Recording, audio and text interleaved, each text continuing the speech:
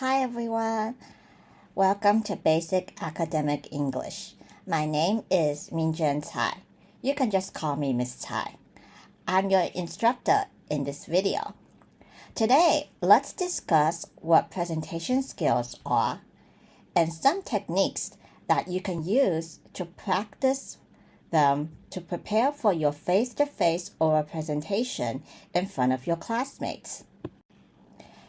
What are presentation skills? Presentation skills. What are they? To put it in very simple terms, you stand in front of the audience, in this case, your classmates. Open your mouth and talk. It sounds simple, right? Yes, in my mind. But oh, no. If it's not done correctly, your presentation will either bore your audience to tears, "Oh, this is so boring," or have them internally cringe at your awkwardness. Did this speaker even practice? No one wants that.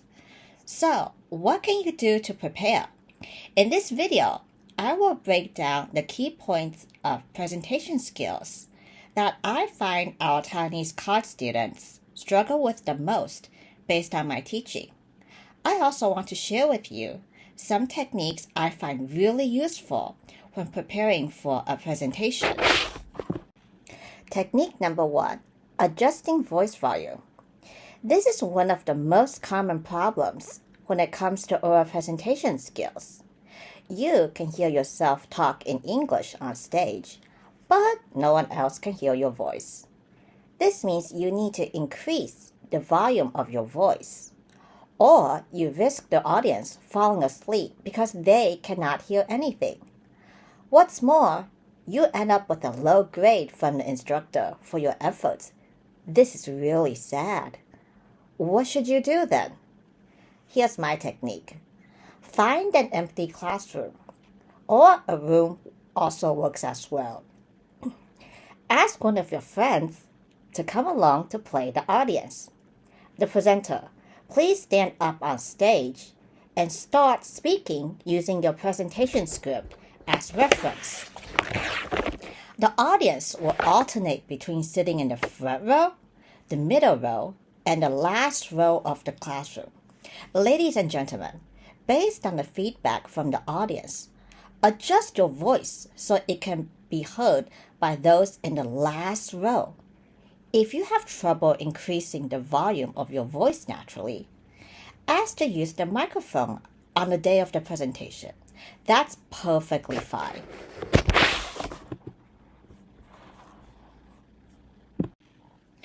Technique number 2, dealing with stage fright. Some people are so anxious when it comes to speaking on stage, especially in their foreign language, English, that they suffer from physical illness. What to do then? It sounds like common knowledge, but getting a good night's sleep before the presentation helps with your nerves. You will find it easier to deal with stage fright when you don't have a headache. Here's my technique to help deal with stage fright. When you're on stage, take a deep breath before speaking. Breathe in, breathe out. Do your best. Really, at the end of the day, that's the ultimate goal. Do your best. The more you present, the more natural it will be to talk in front of an audience.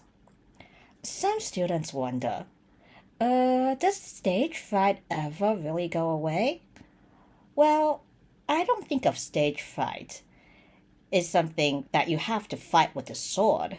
Rather, it's a presence you learn to coexist peacefully with. I find the more you are afraid of stage fright, the worse it becomes. It's natural to feel nervous when speaking to an audience. The trick is to learn how to manage it so it doesn't interfere with your performance. Technique number 3, illustrate using body language. Good body language makes the audience focus their attention on the presenter. Here's what I do. The first technique is to smile. If you look like this throughout your English oral presentation, You're telling the audience with your body language that you do not want to be here at all. So why should people pay attention to you if you don't want to be here? Please smile. Also, stand up straight and relax. Don't slump or fidget when you're presenting. That's bad posture.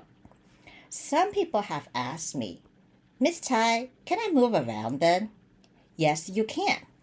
If it's done well, your presentation will be very engaging. Let's take your monthly expenditure pie chart as an example.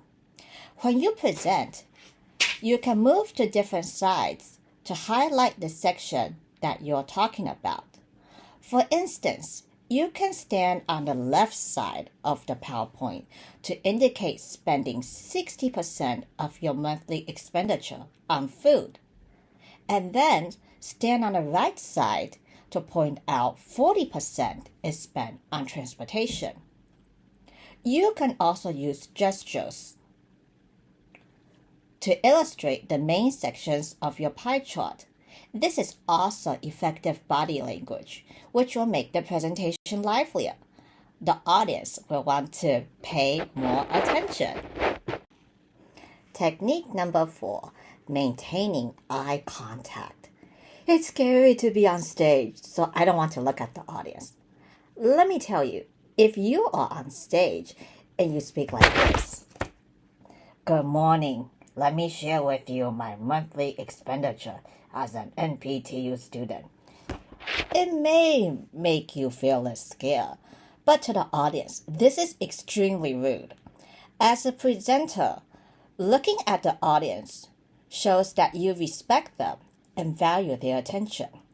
Here's my secret to maintaining eye contact with the audience. Step 1. Imagine the audience all look like your favorite teddy bear. No joke, this will make you smile and relax right away. Step 2. Hold the script away from your face. Lift your head up. Step 3. This is what I call the 5-5-5 rule. Look at the left side of the audience for 5 seconds. 1, 2, 3, 4, 5. Look at the script. Move to the center of the audience for 5 seconds. 1, 2, 3, 4, 5.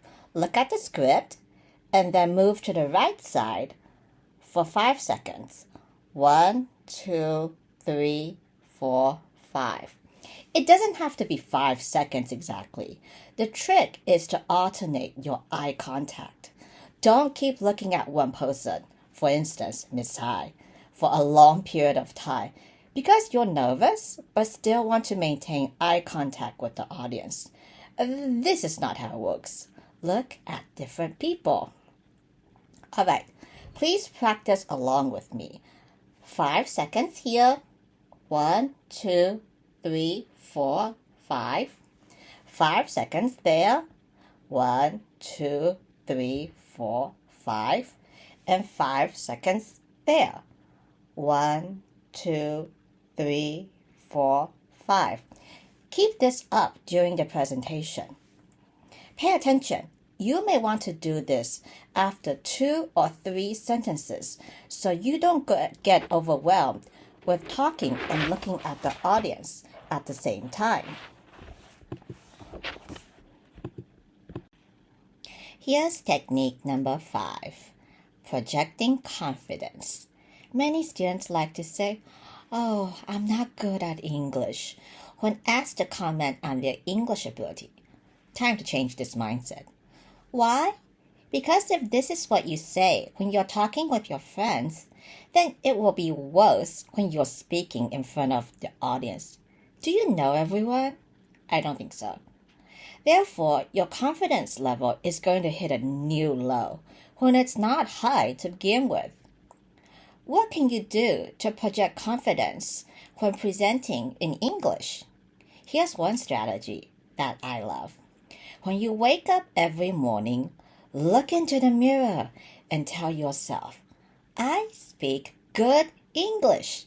in a loud and clear voice. Repeat this every single day, starting from now on. The trick is to believe in yourself. If you don't even believe in your own ability, how are you going to convince the audience that you have confidence in your own words during your English presentation? By boosting your confidence in your daily life. On the day of the presentation, you will find it easier to speak loudly and clearly in English while maintaining eye contact, in addition to using body language to show you're comfortable talking in front of others. Technique number 6.